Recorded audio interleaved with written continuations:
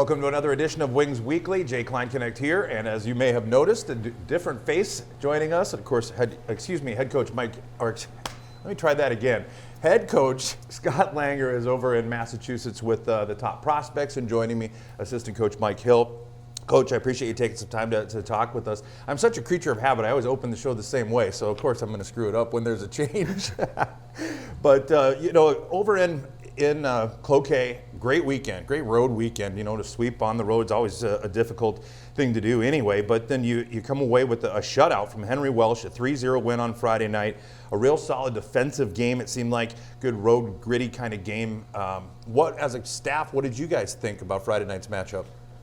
I think Friday night was like you said, good defensive weekend in a whole. But that night, it was a good way to really kind of bounce back and give our guys some confidence in the D zone to shut it down. Goaltending was great on both ends. I think we held off on the shots a little bit more the first night than the second night. I do think the Wilderness did come out a little bit heavier than us in the first, and thanks to our goaltending and our defensive play, we kind of kept it out of the net in that first period, and kind of found a way in the second to climb up on top and keep it on top there. And penalty kill was great. First night, 100%. On what, 5 chances too, right? Yeah, 5 chances. So they had their work cut out for them. Yeah, I think we were 91% on the weekend on the kill, which is always good when you're in that high 90s. And then ended up getting a couple power play goals there too on the weekend. 2 for 7. Again, like non-structured kind of power play goals, which is, I think, as it's our norm lately. We're not really scoring in the structure there on the power play. We're just kind of getting it and going to that net and finding ways to get it there. Right. So that's what we got to continue doing on that. Okay. Well, moving on to Saturday, of course, again, another defensive game. A 4-1 win there. Jake Seibel turning away 27 of 28 shots. They did score on a power play, but another real nice defensive game. Coach Langer told me pregame Saturday that he wanted to see some more of those chances, because there were quite a few chances on Friday night where a bouncing puck maybe just off over a blade or and they just can't get a shot off, get it settled down or whatever. But there were some good chances, and he wanted to see more of a shooter's kind of mentality. Did you guys feel like you saw that Saturday night? And what do you take away from Saturday? Yeah, I think we saw a little bit more Saturday. I think their goaltender did fairly well. He's a new goaltender for us to face on the Wilderness, and I think the key there just get them uncomfortable, get shots on them, and I think we had more high shot volume on Saturday than Friday night there, and I think kind of just looking back at our goals, besides the empty netter, Cartman kind of slashes in, gets that.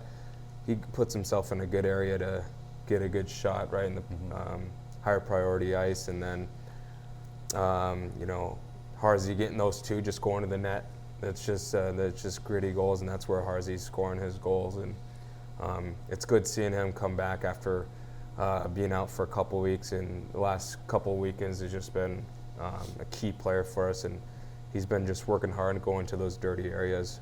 Good seeing that too, and that's what we had to do against him, is get those dirty, greasy goals. Important on the road. I mean, we'll take them anytime, but it seems like on the road it always becomes a little bit more important. You've got a week of practice here where you're going to be missing 7 players and, of course, the head coach. What does the week look like for you guys? I mean, how do you even get enough guys to be able to have a practice? Yeah, I mean, missing 7 guys. We're bringing in 5 recruits, so it's not going to be too terribly awful on the numbers. Josh did a good job at getting a couple of goalies, because both our goalies are out at the top prospects as well. But it's going to be a normal work week for us. Being today and a long travel day on Saturday into Sunday, gave the guys a little bit of extra rest today, and then right back at it with workouts and skates throughout the remainder of the week with our normal routine. And the only thing different is, we don't have Langer here, and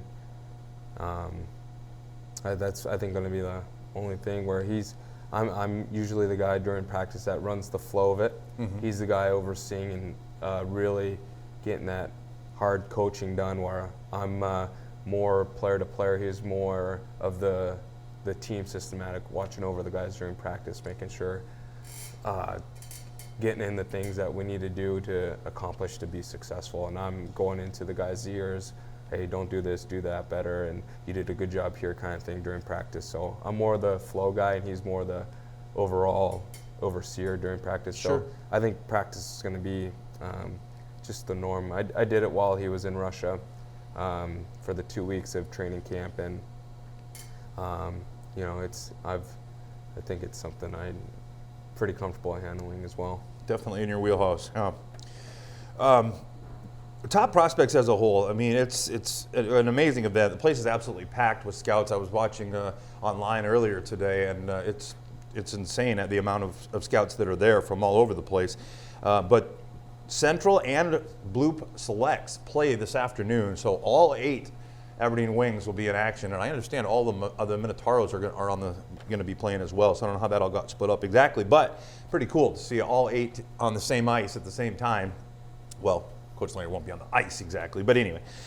So you should, of course, this will air tomorrow, so it will have already happened. But pretty cool to watch that. Will you guys as a team get together and watch that at all, or? Yeah, I remember last year I had it going on, and I'd be in communication with the guys. Hey, the game's about to start, and sure enough, we have great billets here where all guys will kind of gather at one place or another and kind of tune in and kind of watch their guys. And the guys that are there that don't have college deals, hopefully they work hard enough to impress, because it's record numbers every year going there with the college and NHL scouting scouts, and so I think it's always a great event for our guys, the ones that are still looking to fight for that scholarship. It's always great seeing that. For sure. When you were in juniors, did you ever play top prospects? I did, and when I did it was in Boston as well. Not at the same rink they're doing it now. It's more near Foxborough. But yeah, I went, and Langer was the coach there too. Oh, wow. When I played for him in Topeka, he was the coach of the top prospects there. Very cool.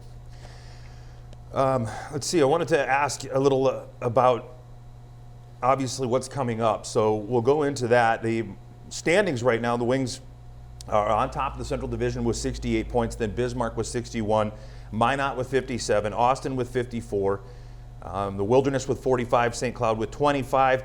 Austin comes into town this weekend. They just got swept by Bismarck. No doubt they're going to be hungry, trying to get back in the win column. What do you know about Austin? What do you have to do right against them? Yeah, well, Austin, we know that they're a very high-skilled, high-finesse offensive team. Mm-hmm. They do have some really good defensive core that are involved in the offense a lot as well. Right. So for us, we just have to make sure. I think it's looking at our defensive play, making sure that we apply the similar type of rules, if not even harder, on the guys about what we just accomplished this past weekend. With allowing shots, blocking shots, and really trying to shut down with good sticks and stuff like that. But I mean, and they're always good on the special teams as well.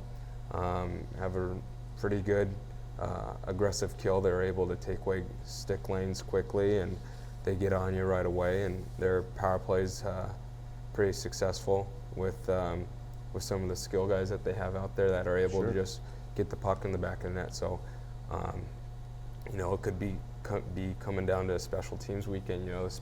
Whoever wins the special teams on the weekends is probably going to be the team that comes out on top as well. Good to know. We'll be watching for that. And of course, the Wings' penalty kill and power play have been improving steadily, and fourth overall in the league on the kill, and top in the Central Division. Power play top in the Central Division as well, at least as of the last I checked, which I believe to be accurate. By the way, how is Kaz? He's good. He's got, when I was talking to him yesterday, he had about, he said about 7. I asked him how many zippers he got. I think it was like 7 on the outside plus multiple on the inside. you get that split. I've never seen I was just telling Josh earlier, never seen a cut on the top of the lip where it hit him and he didn't lose teeth, but he's a kid that always has his mouth guard in. And it was, when he smiled, you saw the separation of the skin of his upper lip and you could see like the muscle fibers in it. I've never seen that before. I was like, wow. He's like, yeah, it happened. I didn't even feel it. I was like, wow. Well, I was surprised he didn't lose teeth. That's a good news. Hashtag hockey guy. I Yeah, guess. right. No kidding. But yeah, great to see, and I know there was quite a few people. Great to hear, I should say, that he's doing well. I know there were a lot of people that were concerned and asking about how he was doing, because they were watching or listening, because that was pretty clearly a nasty hit. Yeah. This again, folks, top prospects. The one time of the year where the Central Division calls a truce and acts like they like each other for a little while. I thought it was interesting, as I was saying, that Minot was playing at the same time. All of their players are playing at the same time. So did that, and maybe you don't know, I guess, but did they take all of the Central selects and put them on blue? Is that how that broke down, or? See, because it used to always kind of alternate. Yeah, I don't know how it went this year, because I noticed that there was some players that were on like a South team on the blue, and then on the South team on the red. So they did kind of split Yeah, them up. I think they are split up a little bit more. Okay. All right, well, that's really about all I've got for you, Coach. I appreciate it, though. Great weekend. Looking forward to seeing everybody out here at the Odie against Austin coming up. So Got the teddy bear toss on Saturday. That's going to be a good one. Yeah, Hopefully for sure. we get a goal. Well, either way, the teddy bears are going to fly, but it's always a lot more fun when you actually score. Of course, I was mentioning in the broadcast on Saturday night how I remember Brad Belisle, how jacked he was last year to make it rain teddy bears. So, Oh, yeah. and we'll have more information on that coming up in the second portion as well, but always fun to look forward to that. So, Coach Hill, thanks so much for coming on the show. Best of luck coming up against Austin. All right, thank you. All right, folks, we'll go take a quick break and return with a special guest coming up after this. Time is a constant reminder of fate. It's fixed in this moment we stop. Wake me up.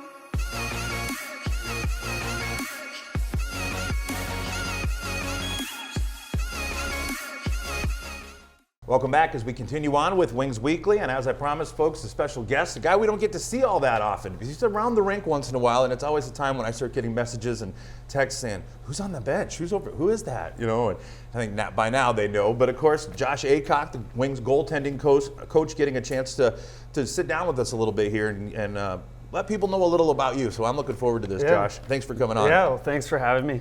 Absolutely. Well, first of all, I wanted to talk about your family, your influences. How did you get involved and your playing career? Did you were you a goalie yourself, or tell us a little about you? Yeah. So, first of all, super proud to be a part of this organization, and that's something that I talk a lot about with Henry and with Sibes and with guys in the past, just to take pride in what we do every day and to prepare each way, to do, to honor everybody that's helped us along the way.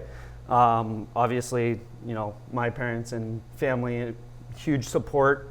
For me growing up, I grew up in Colorado, played hockey in Colorado, AA travel, and high school hockey in Colorado. Not quite what it is in Minnesota or Michigan, but it's a growing hockey market out there.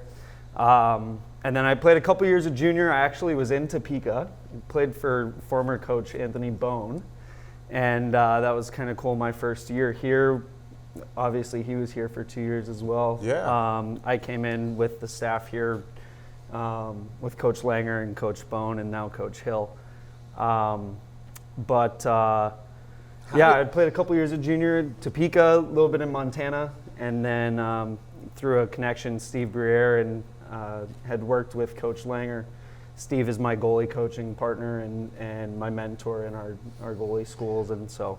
How do you transition? Connect the dots. Yeah. Well, how do you transition from going from a player into and going into coaching? Is that a step that you saw? That you were like, I always want to do this, or did it just kind of happen? In some fortuitous kind of way? Or Yeah. No, great question. It's actually funny because Forbes and I are my first year with the Wings. Forbes and I were the same age. Forbes Ploget. If Yeah, everybody Forbes remembers. Ploget. So he and I were the same age my first year. So I mean, it was the connection between Steve and Coach Langer that kind of sparked things, and then midway through that year is when I was brought on board that first year that we went to the Robertson Cup in Duluth, and so we had a really successful second half of the year, but it started out really tumultuous and challenging at the start. But you know, I remember talking with Steve Briere, and he was like, "Hey, do you want to make coaching your thing? Like, it's going to be hard for you to make hockey your thing. Like, you're a 5'9", 20-year-old. Like, you're kind of getting to the end of it. Like, it What's the might next not be in the step?" cards for you to be a pro goalie, right? Right. But you could be a pro coach, and I can show you how, and we can work through it together. And so Steve really mentored me and brought me along, and obviously connected the dots with Coach Langer when they came here. And it's been 4 years. Like, this is year number 4 that I've been with the Wings. Like I said, so proud to be a part of the organization, and just want to make sure that I do my best with the goalies and make everybody who supported me along the way do a service to them by doing the best that I possibly can with this opportunity. So Sure.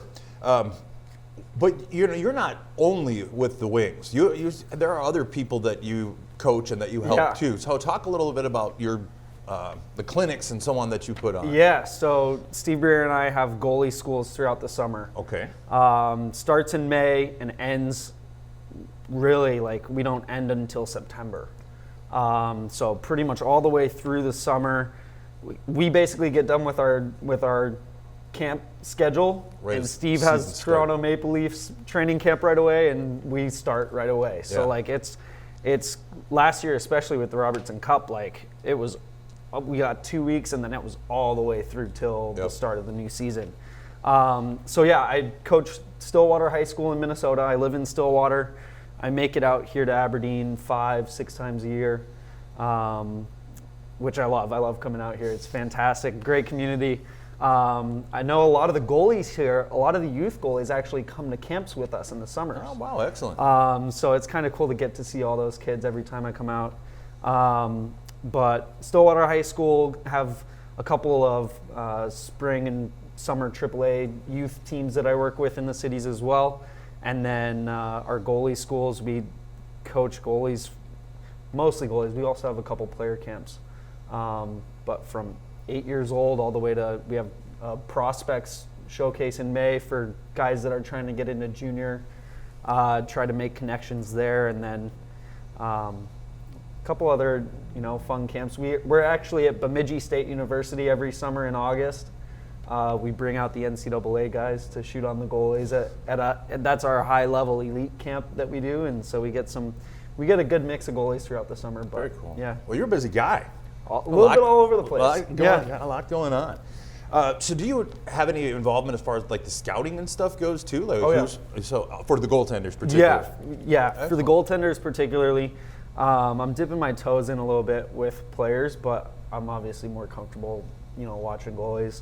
I was actually just with Steve Jennings in Blaine for the Tier 1 Elite League playoffs. So every year, Tier 1 Elite League comes and plays in the Twin Cities, which is really nice and convenient. There's also the NAPHL events that go on that I attend, and the Minnesota Elite League that I attend. So those are all great opportunities for me to, meet coaches, meet people, and For sure. just continue to build my craft in evaluating talent and trying to get the next Wings guys.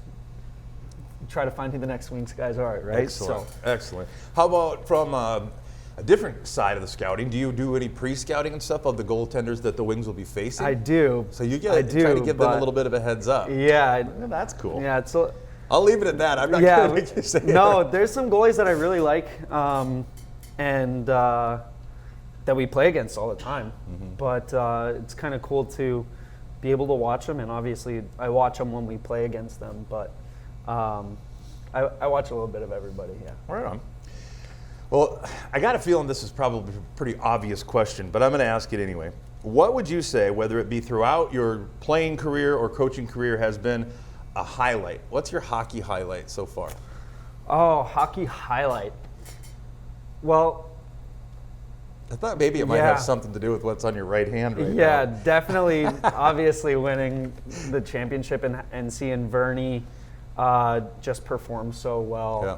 throughout the entire playoffs and then throughout the Robertson Cup weekend, like that's way up there. I was also gonna say just like each of the last 3 years, seeing guys get deals and, Yeah. and moving on in their career with Gabe going to Brown and then Vernie and then now Henry he's still with us obviously, but to be with him on his journey and all of them on their journeys through to higher levels. Now, I didn't have a great playing career, right? So like obviously I didn't get a D1 deal or anything like that. So like can't say that that's a highlight, but helping these guys get that, those are all highlights. Yeah, for me. without a doubt. And I know, Coach Langer's talked about that on many occasions too. That's one of his favorite things is watching guys, Yeah. helping them develop and watching them move on to bigger and better things, so Yeah. to speak. So, Yep. without a doubt. You know what? I wanted to mention too. And since of course you brought up Vernie in the championship game and how on many occasions on last year he flat out carried the team. I mean, there were a couple of games particularly that I can think of where he just made saves that were insane and really kept the Wings in a position to win. And I don't think I'm speaking out of school by saying that. I think it's kind of widely known. Those are big shoes to fill, skates to fill. So, and Henry, of course, knew Vernie a little bit and so on. But coming into the locker room after having a guy like Vernie as the goaltender, that puts a little added pressure on this year's goaltenders, don't you think, for Jake Seibel and for Henry Welsh, or not so much? I mean, yes and no. Like, I totally understand the question. At the same time, Henry and Jake are their own people, and they Yeah. have their own way of playing and their own flavor to bring to the game that Vernie doesn't have in some sense too, right? Right. Like, each goalie is their own.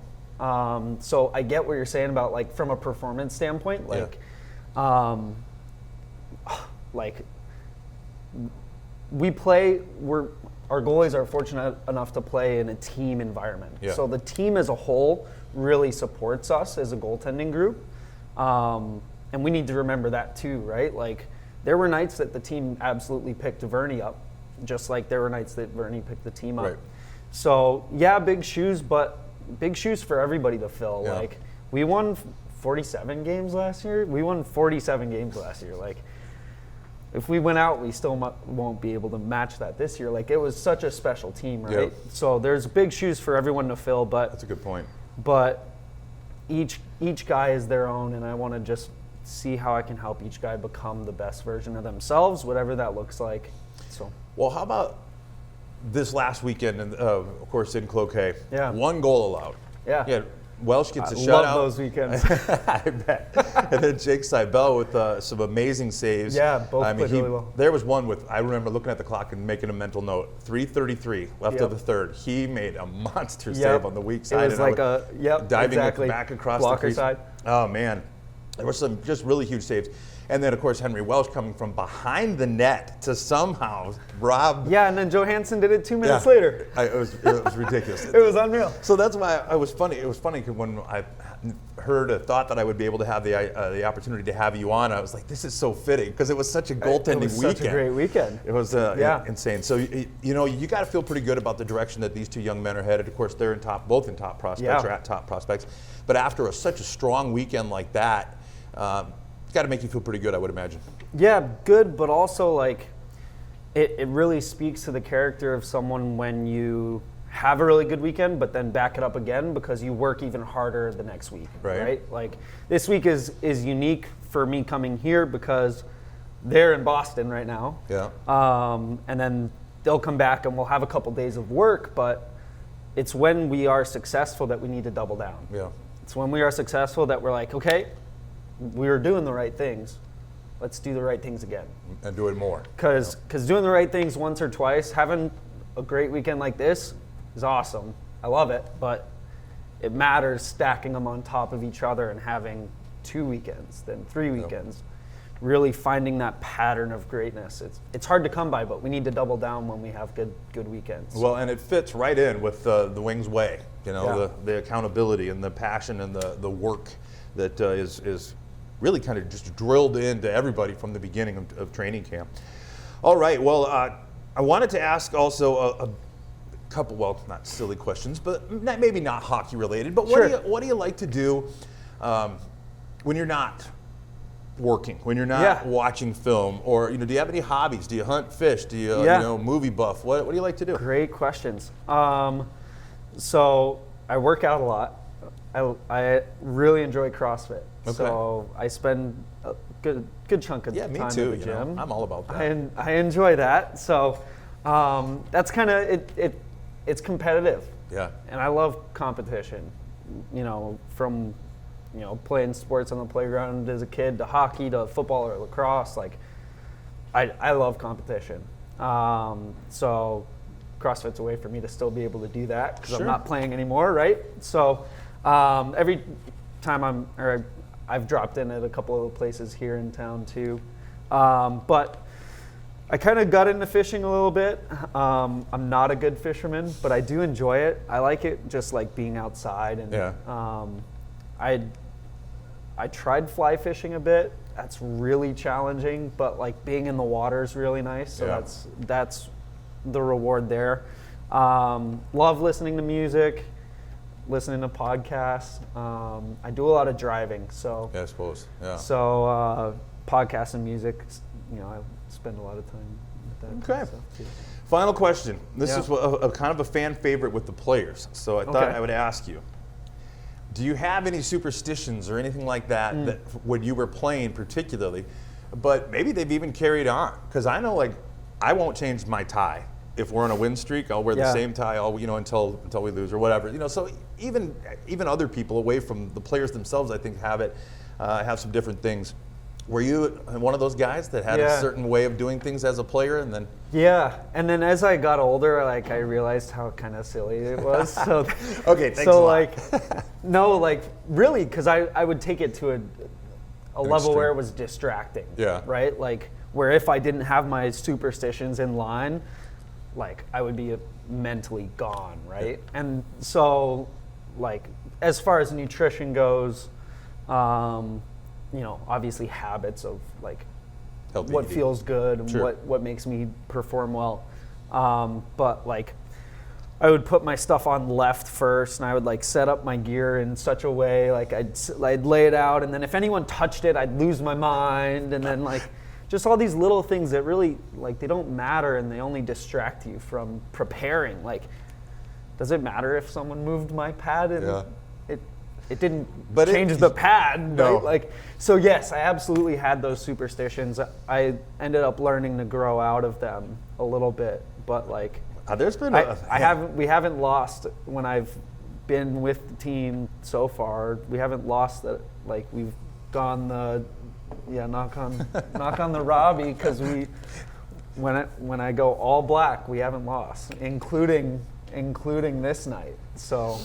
Well, knock on wood. yeah, I'm we gotta make going sure. to save that for only special occasions, I guess. But It's funny because there's been players over the years like Colton Fletcher. He, like Yeah. you mentioned, he could not be touched. I Yeah. mean, if we were going to a team meal, anything, he'd stay away from everybody, and everyone knew not even to put a hand on his Yeah. shoulder or anything. He didn't want to be touched. I on didn't a want to be game day. talked to. Yeah. If someone would come and talk to me, I'd like blow them off. But like that's not being a good teammate for Yeah. me to do that, right? Because like before games, you want to be in with the guys. Right.